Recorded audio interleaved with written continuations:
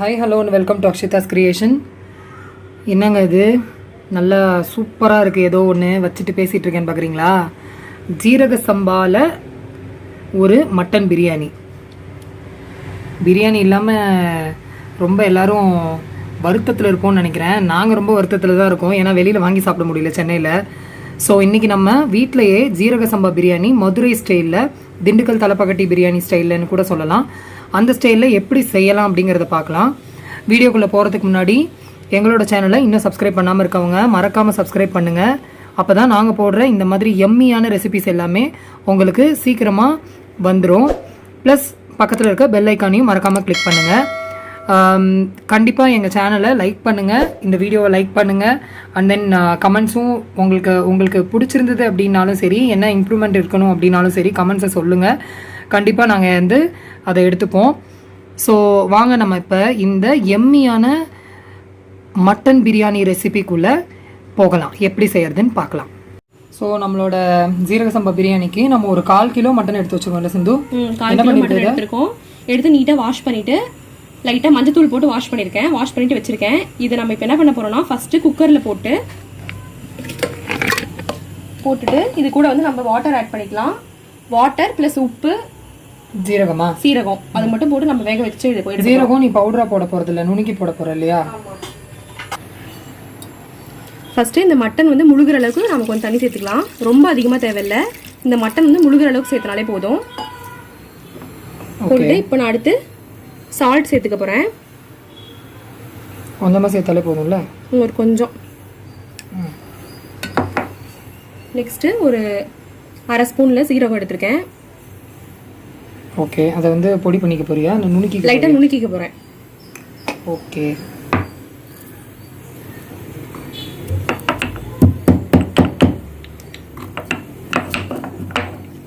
லைட்டா சும்மா அரையும் குறையுமா நான் நுணுக்கி எடுத்திருக்கேன். அதை நம்ம இதை சேர்த்துக்கலாம். ஓகே, இது கூட எக்ஸ்ட்ரா ஒரு கொஞ்சம் மஞ்சள் சேர்த்துக்கலாம் வேக வைக்கிறதுக்கு. ஓகே, இப்போ இதை நம்ம க்ளோஸ் பண்ணிட்டு இப்போ நம்ம இதை க்ளோஸ் பண்ணிட்டு ஒரு 4 விசில் விட்டு நம்ம ஆஃப் பண்ணிடலாம். அப்பதான் மட்டன் நல்லா வேகும்.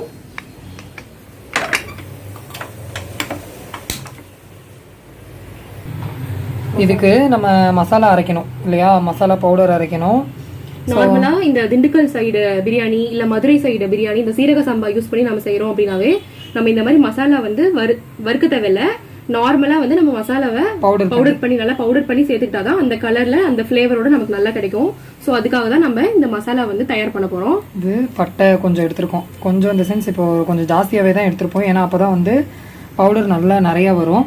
பட்டை கொஞ்சம் ஜாஸ்தியாக எடுத்துக்கோங்க, பரவாயில்ல. அடுத்து அன்னாச்சி பூ கொஞ்சம் எடுத்திருக்கோம். அடுத்து கிராம்பு ஒரு 4 எடுத்திருக்கோம். ஏலக்காய் 1 எடுத்திருக்கோம். உங்களுக்கு ஏலக்காய் அதிகமாக வேணும் ஃப்ளேவர் அப்படின்னா எடுத்துக்கோங்க. ஒரே ஒரு பிரியாணி இலை எடுத்திருக்கோம். இது என்னது சிந்து? கடற்பாசியா? அது கொஞ்சம் எடுத்திருக்கோம். ரோஜா முக்கு கொஞ்சம் எடுத்திருக்கோம். சோம்பு கொஞ்சம் எடுத்திருக்கோம். இது எல்லாத்தையுமே ட்ரையாவே நம்ம அப்படியே பவுடர் பண்ணிக்க போறோம். ரோஸ்ட்லாம் எதுவும் பண்ணாம பவுடர் பண்ணி எடுத்துக்க போறோம். டைரக்டா ஜார்ல போட்டு நம்ம அரைச்சு நல்லா பவுடரா அரைச்சு எடுத்துக்க போறோம். ஓகேவா? ஓகே. அடுத்து இது நம்ம ஒரு சைடு பவுடர் பண்ணிடலாம். அடுத்த இன்க்ரீடியன்ஸ் பார்க்கலாம். ஸோ இதான் நம்மளோட பிரியாணிக்கு தேவையான மெயினான இன்க்ரீடியன்ஸ். என்னென்னு சொல்லு சிந்து. ஆனியன் ஒரு பெரிய ஆனியன் எடுத்து நான் ஸ்லைஸ் பண்ணி எடுத்து வச்சிருக்கேன். நல்லா ஆனியன் கொஞ்சம் நிறையவே சேர்த்துக்கோங்க, அப்பதான் நல்லா இருக்கும். நான் இந்த மாதிரி நல்லா தின்னா ஸ்லைஸ் பண்ணி எடுத்து வச்சிருக்கேன். நெக்ஸ்ட் தக்காளி, ஒரு பெரிய தக்காளி எடுத்து பொடி பொடியா வெட்டி வச்சிருக்கேன். அடுத்து புதினா ஒரு கைப்பிடி அளவுக்கு எடுத்து வச்சிருக்கேன். நல்லா வாஷ் பண்ணிக்கோங்க. தேங்காய் பால் ஒரு 1/4 மூடி எடுத்துக்கோங்க. நாங்க 1/4 கிலோ மட்டன் தான் எடுத்திருக்கோம். ஸோ 1/4 மூடி தேங்காய் எடுத்து அதுல பால் எடுத்து வச்சுக்கோங்க. நாங்க அந்த அரிசிக்கு தகுந்த மாதிரி எவ்வளவு ஊற்றணும் அளவு சொல்லும் போது நாங்க சொல்றோம். கொத்தமல்லி அதே போல ஒரு கைப்பிடி அளவு எடுத்துக்கோங்க. இஞ்சி பூண்டு விழுது ஒரு 2.5 டேபிள் ஸ்பூன் எடுத்துக்கோங்க. பச்சை மிளகா 3 பச்சை மிளகா நாங்கள் எடுத்திருக்கோம். ஏன்னா நம்ம வேற எதுவுமே காரத்துக்கு எதுவுமே நம்ம தனியாக மிளகாப்படியோ எதுவுமே சேர்த்த போறது கிடையாது. ஸோ ஃபுல் அண்ட் ஃபுல் இந்த பச்சை மிளகா காரத்துல தான் அது வேக போகுது. ஸோ அதனால நம்ம 3 பச்சை மிளகா எடுத்துருக்கோம். உங்களுக்கு நல்ல ஸ்பைசியா வேணும்னு நினைச்சீங்கன்னா நீங்க 5 வரைக்கும் எடுத்துக்கலாம். நாங்க இன்னைக்கு செஞ்சு காட்ட போறது 2 பேருக்கு அளவுக்கு தான் செஞ்சு காட்ட போறோம். ஸோ 1 கப் ரைஸ் தான் போட போறோம். ஸோ அதுக்கு இந்த அளவுக்கு இருந்தாலே போதும் பச்சை மிளகா, ஏன்னா மிளகாத்தூள் எதுவும் சேர்க்காததுனால. இப்போ இதில் தாளிக்கிறதுக்கு பிரியாணி இலை ஒரே ஒன்று மட்டும் சும்மா போட்டு வச்சுருக்கோம், அவ்வளோதான், முடிஞ்சிருச்சு. ஸோ இதுதான் நம்மளோட மெயின் இன்க்ரீடியன்ஸ். வாங்க இப்போ அடுத்து பவுடர் அரைச்சிட்டு காட்டுறோம். ஸோ மசாலா பவுடருக்கு தேவையான இன்க்ரீடியன்ஸ் எல்லாத்தையும் ஜாரில் சேர்த்தாச்சு. இதை நம்ம இப்போ பவுடர் பண்ணிவிட்டு காட்டலாம். பவுடர் அரைச்சிட்டு வந்தாச்சு, அவ்வளோதான். ஸோ இது எக்ஸ்ட்ரா இருந்ததுன்னா நம்ம அளவுக்கு தகுந்த மாதிரி போட்டுக்கோங்க. ஒரு கப்பு ரைஸ் போடுறோன்னா ஒரு 1.5 ஸ்பூன் இல்லை 2 ஸ்பூன் போட்டால் போதும். இதில் நிறையா இருந்ததுன்னா நிறைய போட்டுறாதீங்க. நிறைய போட்டாலும் மசால் வாசம் ரொம்ப ஜாஸ்தி அடிக்கும். அதனால் வந்து நம்ம வெறும் பவுடர் மட்டும்தான் போட்டு செய்ய போகிறோம். அதனால் நம்ம வேறு எதுவும் எக்ஸ்ட்ரா ஆட் பண்ண போகிறது இல்லைங்கிறதுனால கரெக்டாக அளவு போட்டுக்கோங்க. ஒரு கப் ரைஸ்னால் ஒரு 1.5 ஸ்பூன் போட்டுக்கலாம், இல்லை 2 ஸ்பூன் போட்டுக்கலாம், அவ்வளோதான். ஸோ அடுத்து நம்ம மட்டன் வெந்துருச்சான்னு பார்க்கலாம். மட்டன் வெந்துருச்சா சிந்து? விசில் வந்துருச்சு, ஓப்பன் பண்ணிட்டாங்க. ஓ சூப்பர், சூப்பராக இருக்குது. இந்த தண்ணியை வந்து வேஸ்ட் பண்ணிடாதீங்க. இது ரொம்ப நல்லாயிருக்கும். சூப் மாதிரி கூட நீங்கள் குடிக்கலாம். அப்படி இல்லைனா இந்த தண்ணி நீங்கள் அப்படியே எடுத்து வச்சு நம்ம பிரியாணி செய்யும்போது இந்த தண்ணியை அளந்து நம்ம ஊற்றிக்கலாம் தேங்காய் பாலோடு சேர்த்து. நல்லெண்ணெய் ஃபஸ்ட்டு கொஞ்சம் சேர்த்துக்கலாம். நல்லெண்ணெயில் நம்ம வந்து இந்த மசால் நம்ம பவுடர் பண்ணோம் இல்லையா, அதை வந்து அரைச்சிக்கலாம். ஸோ ஃபஸ்ட்டு இதை பண்ணலாம்.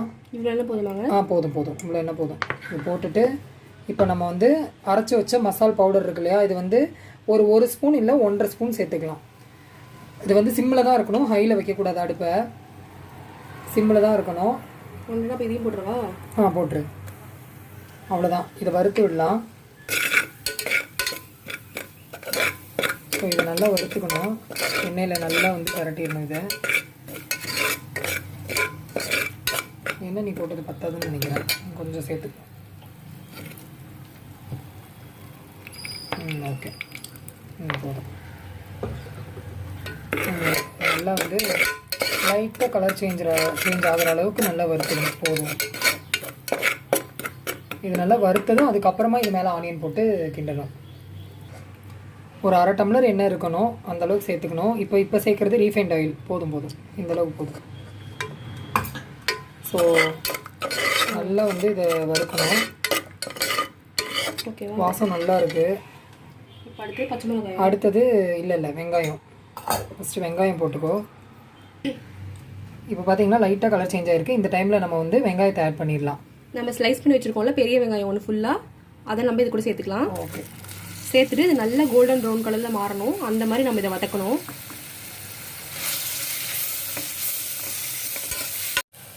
இப்போ வெங்காயம் நல்லா சுருண்டுருச்சு, நல்லா வதங்கிடுச்சு. இப்போ வந்து நம்ம எடுத்து வச்சுருக்க பச்சை மிளகா இருக்கு இல்லையா, அதை வந்து உடச்சி போட்டுடலாம். ப்ளஸ் கூடவே வந்து நம்ம பிரியாணி இலையும் வச்சுருந்தோம், அதையும் சேர்த்து இதிலே போட்டுடலாம்.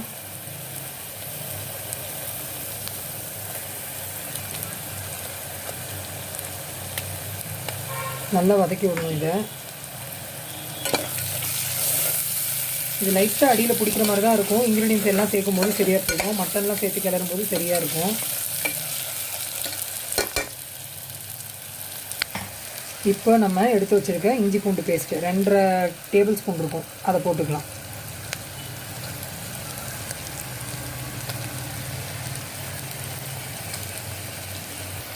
இதை மிக்ஸ் பண்ணி விடுங்க.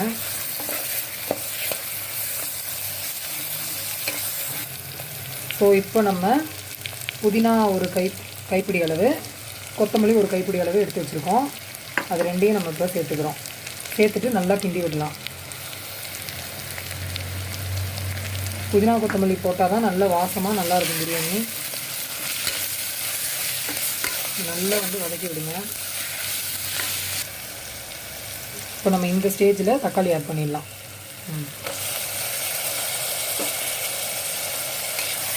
நல்லா வதக்கி விடுங்க. இப்போயே பாருங்கள், அடியில் பிடிக்கிறதெல்லாம் கொஞ்சம் கொஞ்சமாக வந்து நம்ம இன்க்ரீடியன்ஸ் ஆட் பண்ண வந்துருச்சு. ஏன்னா ஃபஸ்ட்டு நம்ம மசாலா பேஸ்ட்டு போட்டு நம்ம அந்த மசாலா பவுடர் போட்டு நம்ம வதக்கும்போது அப்போ தான், அதனால தான் வந்து அந்த மசாலா வந்து அடியில் ஒட்டின மாதிரி இருக்கும். இன்க்ரீடியன்ஸ் போட சரியாயிடும். இது நல்லா வதங்கட்டும்.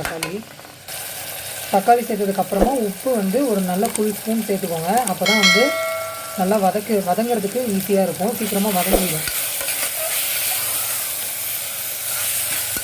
இப்போ பாருங்கள், அடியில் எதுவுமே ஒட்டலை பாருங்கள்.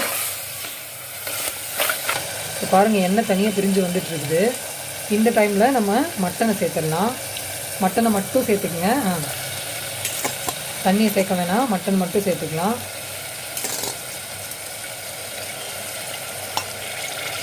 மட்டன் சேர்த்துட்டு நல்லா ஒரு 5 மினிட்ஸ் நல்லா வதங்கட்டும். மட்டனை ஆல்ரெடி வெந்துருச்சு மட்டன். ஸோ இல்லை ஒரு 5 மினிட்ஸ் வதங்கினா மட்டும் போதும்.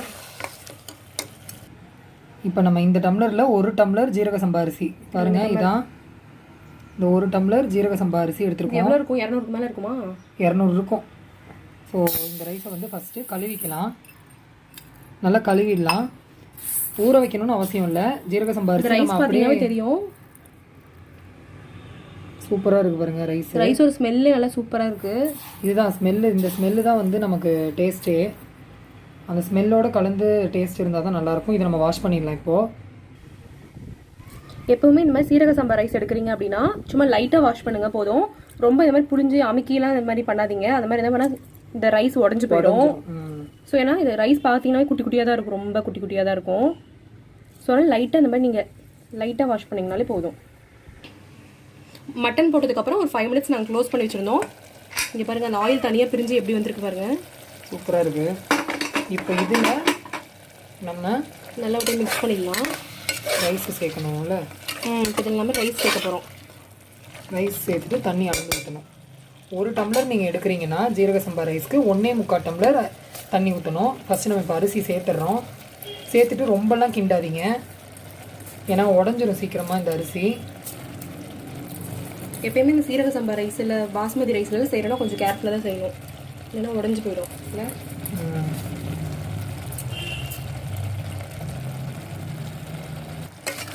சும்மா அப்படி லைட்டாக திருப்பினா போதும். ஓகேவா? இப்போ தண்ணி அளந்து ஊற்று, அப்போ தான் தெரியும். போதும், இந்தளவுக்கு போதும். ஸோ இப்போ நம்ம இதில் தண்ணி அளந்து ஊற்ற போகிறோம். நம்ம இப்போ தண்ணிக்கு பதில் ஃபஸ்ட்டு தேங்காய் பால் ஊற்றிக்கலாம். தேங்காய் பால் ஊற்றிட்டு அதுக்கப்புறமா அதுக்கு அளவுக்கு தகுந்த மாதிரி நம்ம வந்து மீதி அந்த சூப்பு தண்ணி இருக்கும் இல்லையா, அதை ஊற்றிக்கலாம். தேங்காய் பால் எக்ஸாக்டாக பார்த்தா 1 டம்ளர் இருக்குது. இப்போது 1 டம்ளர்னா ஒரு கொஞ்சம் கம்மியாக இருக்குது. 1 டம்ளர் கரெக்டாக இருக்குமோ? 1 டம்ளரு காட்டுங்க. ஸோ 1 டம்ளர் கொஞ்சம் கம்மியாக இருக்குது தேங்காய் பால். இதை ஃபஸ்ட்டு சேர்த்துக்கலாம். ஓகே, அடுத்தது நம்ம அந்த சூப்பு தண்ணி இருக்கும்.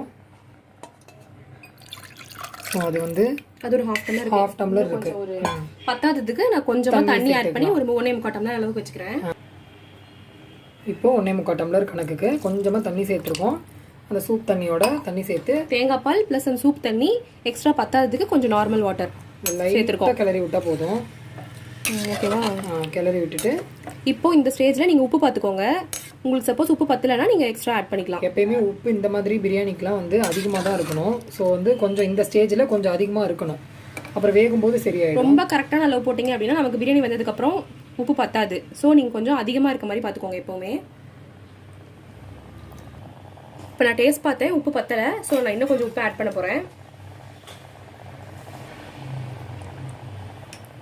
இப்போ மிக்ஸ் பண்ணிவிட்டு டேஸ்ட் பார்த்துக்கோ. லைட்டாக மிக்ஸ் பண்ண சரியாக போகுமா?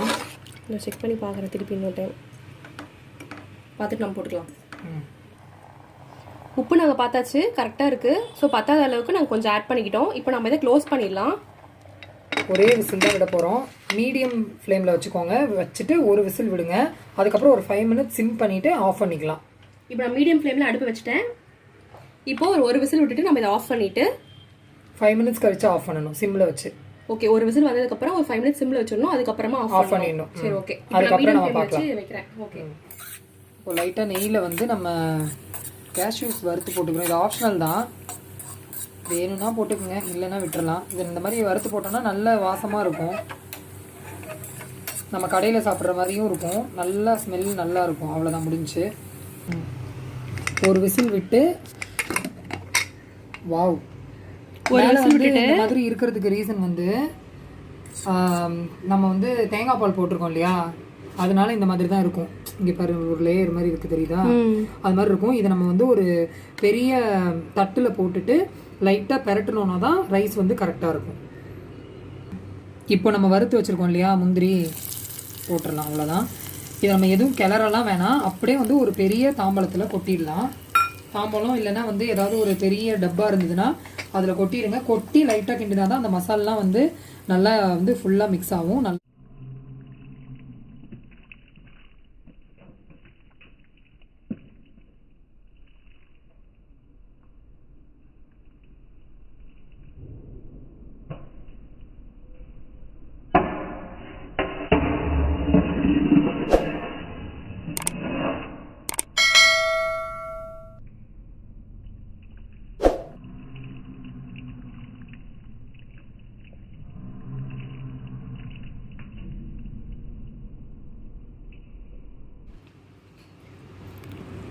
நாங்கள் இந்த பிரியாணியை குக்கரில் ஒரே ஒரு விசில் மட்டும் தான் விட்டோம். விட்டுட்டு 5 மினிட்ஸ் அப்படியே சிம் பண்ணி வச்சுட்டு அதுக்கப்புறம் ஆஃப் பண்ணிட்டோம்.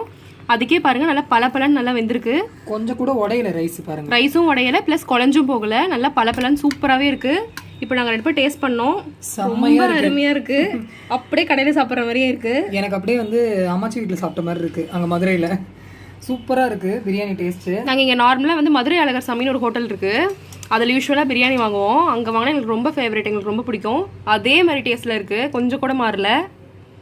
சூப்பராக இருக்குது. ஸோ எல்லோரும் வீட்டில் கண்டிப்பாக ட்ரை பண்ணி பாருங்கள். நம்ம அந்த மேலே நெய் போட்டு கேஷ்யூ போட்டது இன்னும் நல்லா இருக்குது சிந்து. அதுவும் கொஞ்சம் நல்லா இருக்குது. எல்லோரும் கண்டிப்பாக அந்த மாதிரியும் போட்டு ட்ரை பண்ணி பாருங்கள். இதே மாதிரி அளவில் செய்யுங்க. நாங்கள் சொன்ன அதே அளவு தான். அகைன் வேணால் நான் ரிப்பீட் பண்ணலாம் சிந்து. 1 டம்ளர் ரைஸுக்கு 1.5 ஸ்பூன் மசாலா பவுடர், நம்ம அரைச்ச மசாலா பவுடர் 1.5 ஸ்பூன் போடணும். 1.25 டம்ளர் தண்ணி ஊற்றணும். தண்ணி இல்லைன்னா தேங்காய் பால் ஊற்றலாம். ஃபுல் அண்ட் ஃபுல் நீங்கள் தேங்காய் பால் கூட 1.25 டம்ளர் சேர்ந்துக்கலாம், நல்லாயிருக்கும். அப்படி இல்லைன்னா நீங்கள் வந்து நார்மலாக அந்த சூப்பு தண்ணி கூட 1.25 டம்ளர் கரெக்டாக ஊற்றிக்கலாம்.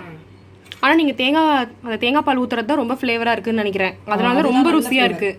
ஸோ கண்டிப்பாக நீங்கள் தேங்காய் பால் போட்டுக்கோங்க. நீங்கள் அளவு வந்து இந்த 1/4 கிலோ மட்டனுக்கு ஒரு 1/4 மூடி தேங்காய் அந்த மாதிரி வச்சுக்கோங்க. இப்போ ஒரு வேளை 1/2 கிலோ எடுக்கிறீங்கன்னா 1/2 மூடி தேங்காய் போட்டுக்கோங்க. 1 கிலோனா ஒரு ஃபுல் தேங்காய் எடுத்துக்கோங்க. அந்த மாதிரி எடுத்து தேங்காய் பால் போட்டுட்டிங்கன்னா உங்களுக்கு கரெக்டான அளவாக இருக்கும்.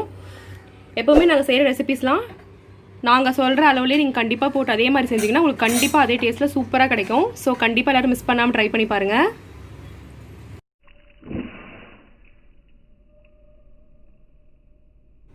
அவ்வளோதான், நம்மளோட சுவையான mutton biryani, Madurai style, Dindigul Thalappakatti style biryani ready. இது நாங்கள் கூட வந்து பாறை மீன் வச்சுருக்கோம், எக்ஸ்ட்ரா சைட் டிஷ்ஷு. அப்புறம் ரைத்தா எக்கு. அவ்வளோதான். உங்கள் எல்லாருக்கும் இந்த ரெசிபி கண்டிப்பாக பிடிச்சிருக்கும்னு நம்புகிறேன். ஸோ உங்களுக்கு அந்த மாதிரி பிடிச்சிருந்தா எங்களோட வீடியோவை மறக்காமல் லைக் பண்ணுங்கள், உங்கள் ஃப்ரெண்ட்ஸ்க்கு ஷேர் பண்ணுங்கள். நீங்கள் உங்கள் வீட்டில் மறக்காமல் ட்ரை பண்ணி பாருங்கள், மிஸ் பண்ணிடாதீங்க. ரொம்ப ரொம்ப சூப்பராக இருக்குது இந்த ரெசிபி. தேங்க்ஸ் ஃபார் வாட்சிங் அண்ட் கீப் சப்போர்ட்டிங் அஸ்.